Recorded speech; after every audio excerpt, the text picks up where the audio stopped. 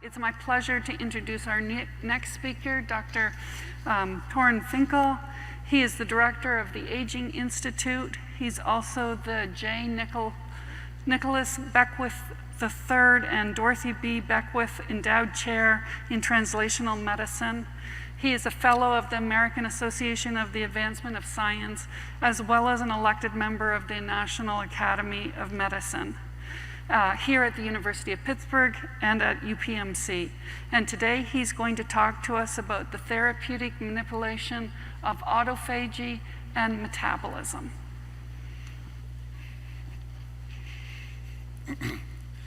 Thanks very much, Melissa. Thanks to the organizers. Thanks, everyone.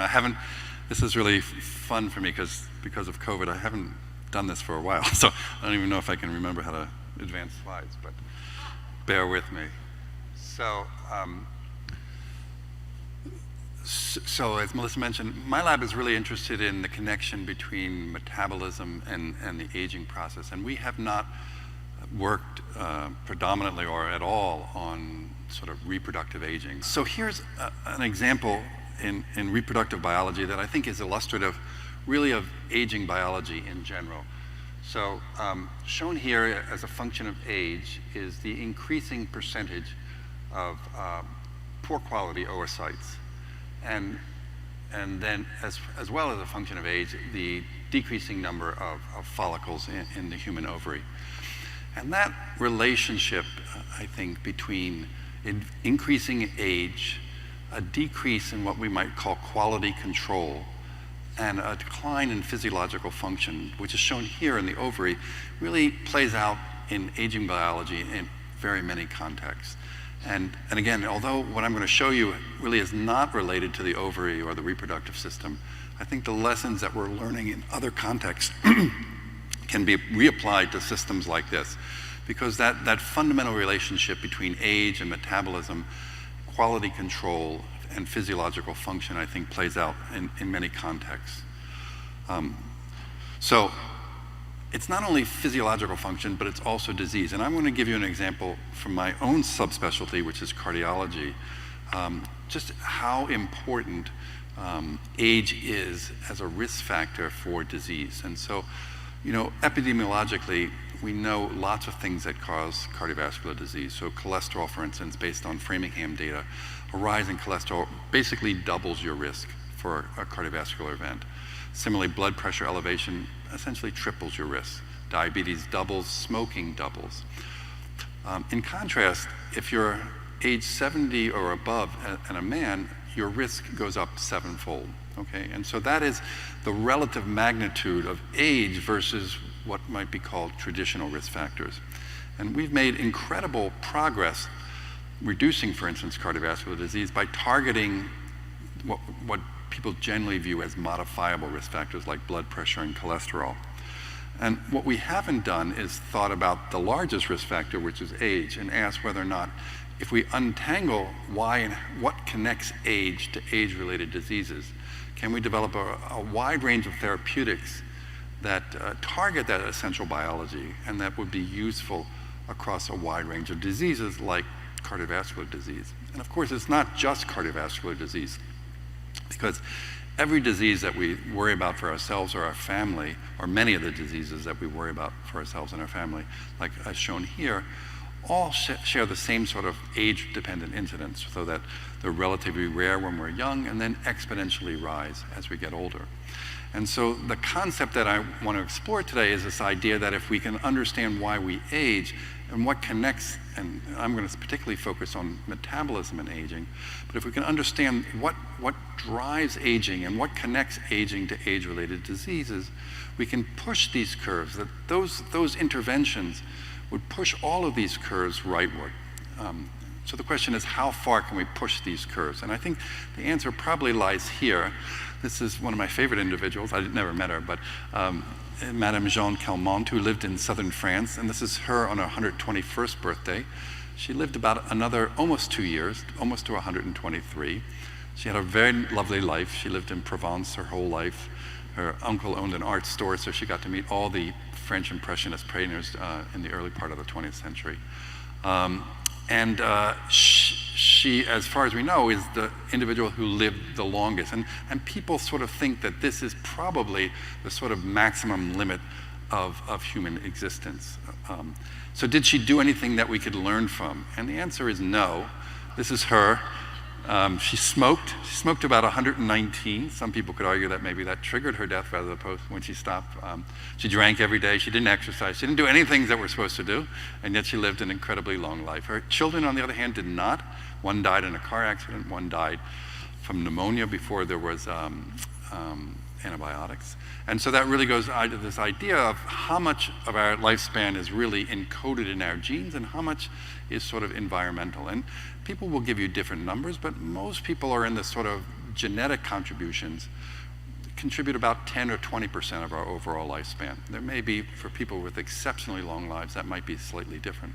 But for the most of us, it's, our genes are important, but they're not really what's driving it. So what does drive how long we live? And again, no one knows the answer, but I think one thing that's seen conserved throughout evolution is this notion that if you eat less as an organism, you generally tend to live longer. And that's seen from simple organisms such as yeast to certainly mammalian species such as mice and rats.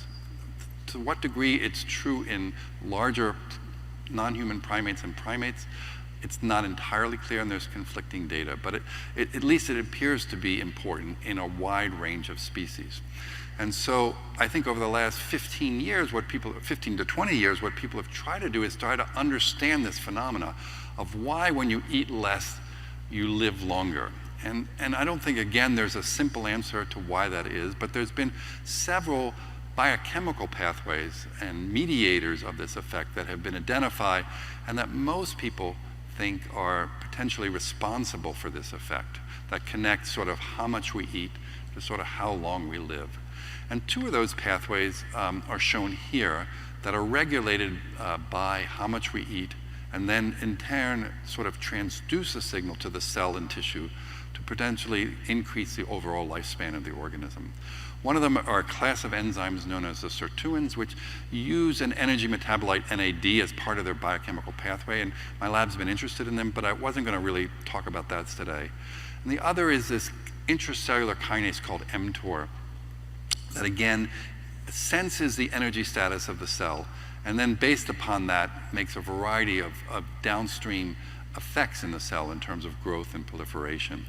And so when there's abundant energy, mTOR is activated, and when there is caloric restriction or little nutrients, mTOR is inhibited. And that inhibition of mTOR appears to transduce a signal that results in an increase in long life.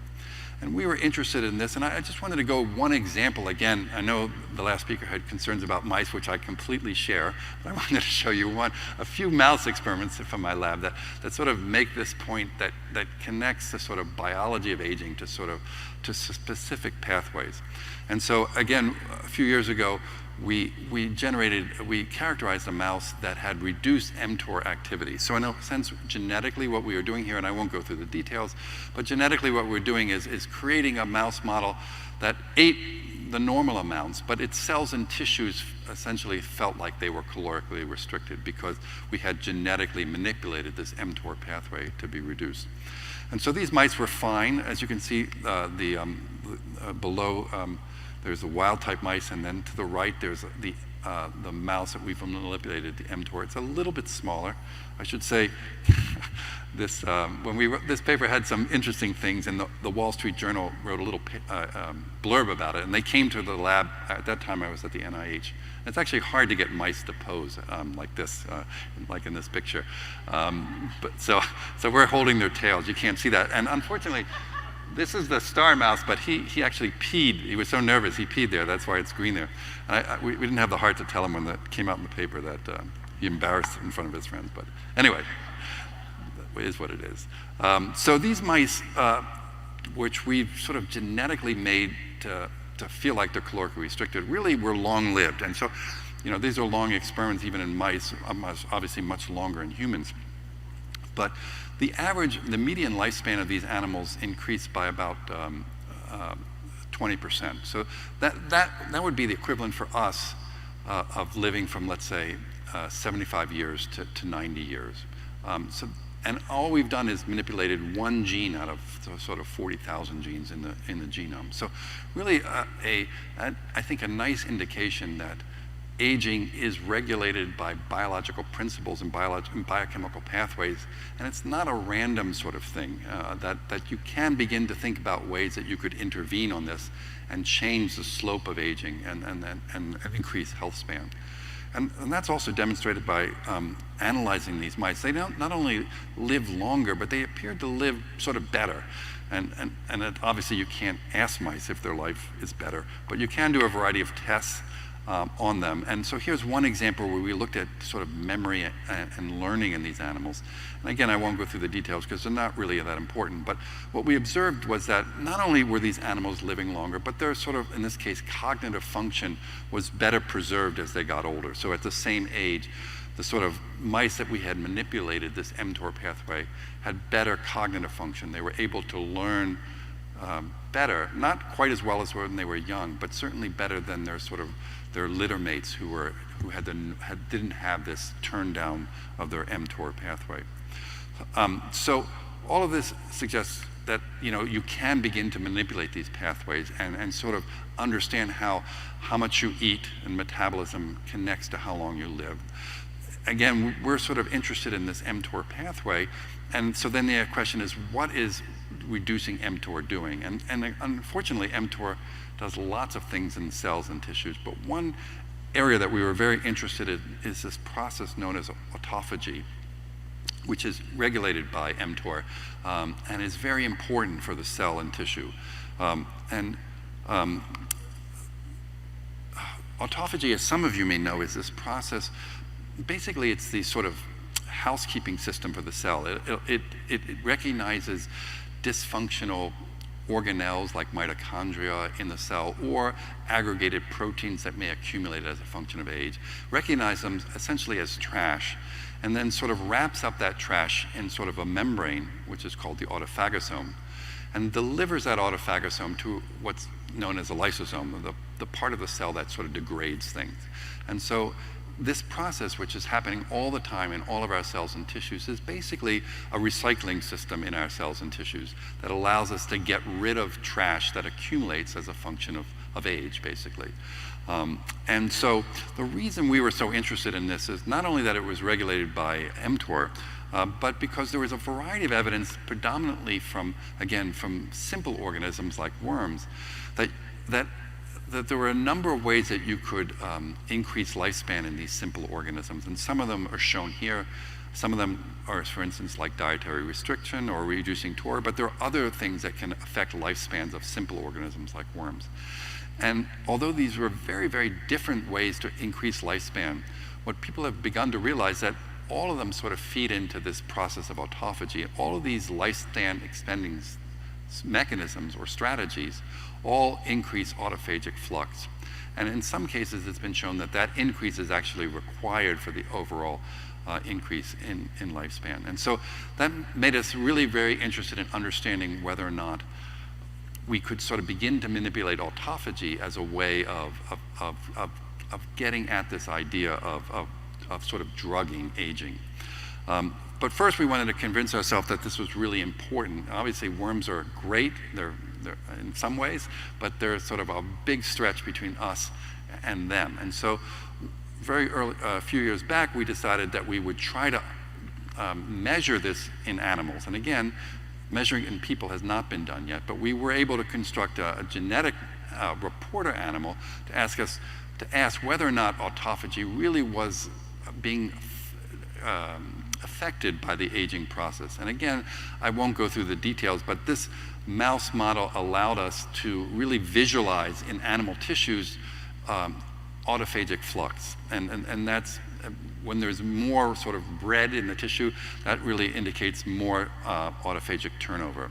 And so I'll just give you an example from some of this. So this is the brain of these animals, either when they're young or old, and this is particularly the hippocampus where they're sort of learning and memory. And what we observed in these in this analysis a few years back was that there is this dramatic decline in autophagy in these animals as they get older, consistent with, I think, what other people had thought, that as we get older, our ability, when you look at old tissues, you see this accumulation, you would say, of trash, for lack of more sophisticated terms.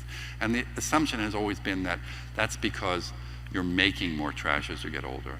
And I think with this kind of data and what other people were saying is that that may be partially true, but it may be also true that your ability to remove it by autophagy is declined. And so what you see basically is a buildup of debris in cells and tissues. And that, in turn, is fueling this physiological decline we feel. So that all seems very depressing. So the question is, can you do anything about it? Can you, if you have this idea, can you begin to sort of think about ways that you could develop strategies that would reinvigorate this process and basically maybe not end aging, but slow it down or reduce age-related diseases? And so that's what we've been trying to do over the last several years. And I want to speak a little bit about some of the progress we've made, if I have time. Yeah, I do. So one of the factors that we sort of have focused on is this transcription factor called TFAB. And again, I don't want to get into too much of the weeds, but TFAB, it was described about 10 or 12 years ago as sort of the master regulator of autophagy. And so as a transcription factor, that means it binds to DNA and it turns on the expression of in TFAB's case, several hundred genes. And those genes, in turn, really make everything you need for autophagy. So all those 400 genes coordinately are involved in sort of that process that I talked about before of wrapping up the trash in your cell and delivering it to the lysosome. So we thought that this was a good way of potentially going about this process of reinvigorating autophagy. Now, TFAB is sort of an interesting transcription factor. So most transcription factors, since they bind DNA, are in the nucleus. But TFAB is a little different. And under normal situations, TFAB is actually in the cytosol bound to the lysosome. And then a variety of stresses, nutrient stresses or lysosomal stresses, causes TFAB to be modified. And that modification, post-translational modification, allows TFAB now to go from the cytosol into the nucleus where it binds DNA and turns on transcription. And so what my colleagues and I, Bill Chen and Ewan Lewitt here at University of Pittsburgh, have found is that once TFAB actually goes to the nucleus, there's another series of modifications that occur to the protein. And again, it's not really important what the details are, but those modifications causes TFAB to be degraded. So there is, once it gets to the nucleus, it's modified by a variety of nuclear enzymes, and that causes TFAB levels to decline. And so we thought it might be possible to develop a drug that blocks this process. And we've called that drug GT300. And again, the details are not terribly important, but that drug binds to what's known as an E3 ubiquitin ligase in the nucleus and blocks the ability now of TFAB to be degraded. So in the presence of our drug, TFAB levels stick around. TFAB protein stays in the nucleus for a longer period of time, and we can show that in turn augments this autophagic process in cells and tissues. And so an example of that is done here. This is work actually done by some of our collaborators here at Pitt, Emily Rocha and Tim Greenemeyer. And they gave, in this case, rats, one of these small molecules that increases TFAB activity. And shown here is the brains of those animals, shown to the left. And here what we've stained is for lysosomes, which are the sort of really key sort of downstream important mediators of autophagy and known to be increased by TFAB activation. And you can see that animals that on the right that were given the drug have this really increase in lysosomal number, which is shown in the photomicrograph. And on the right is shown lysosomal activity in these animals. So again, suggesting that these animals have an increase in lysosomal function, which is what you would expect with TFAB activation. And similarly, they were able to show that that animals given this drug or similar drugs had a decline in protein aggregation. In this case, we were looking at proteins that aggregate in the brain and cause things like Parkinson's disease, where the small molecule was shown to be effective. But again, this is just because we were looking in this tissue, but this general process of autophagy we think is involved in quality control in general. And so we don't think that this is specific for the brain or for this particular type of protein aggregate, but really a way to increase overall quality control.